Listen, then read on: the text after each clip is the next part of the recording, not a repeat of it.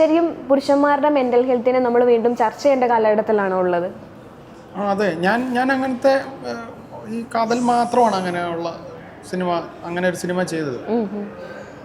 പുരുഷന്മാരുടെ മെന്റൽ ഹെൽത്തിനെ കുറിച്ച് സംസാരിക്കണം, അത്തരം സിനിമകളൊക്കെ വരും ഇനി അങ്ങനെയൊക്കെയുള്ള സിനിമകളായിരിക്കും ഇനി ഉണ്ടാവും.